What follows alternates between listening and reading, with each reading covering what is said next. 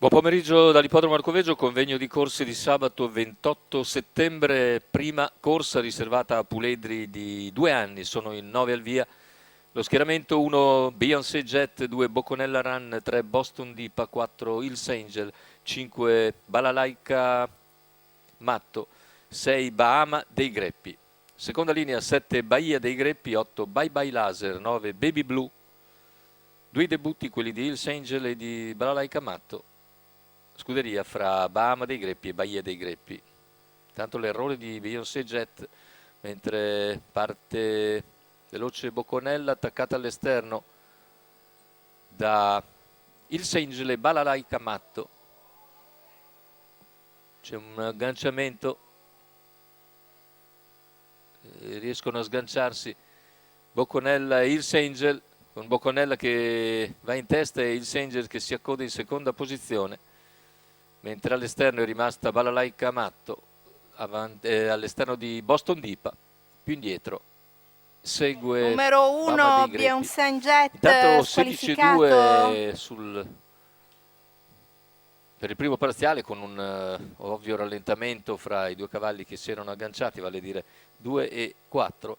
Bocconella guida dopo 400 in 31,7.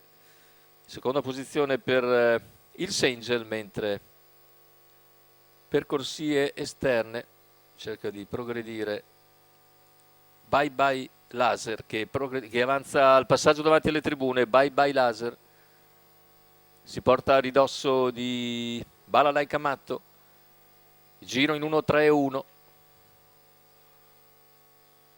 Siamo ora all'attacco della penultima curva con in vantaggio Bocconella Rana, all'esterno si impegna Bye Bye Laser, alla corda Hills Angel, siamo al chilometro completato nell'ordine dell'1:18,7 con Bocconella Run sempre leader nei confronti di Hills Angel e Bye Bye Laser. A contatto anche Balalaika Matto, ora Hills Angel rimane in corda e quindi Bye Bye Laser può Numero andare su 9 Baby Bocconella Blue Run. squalificato.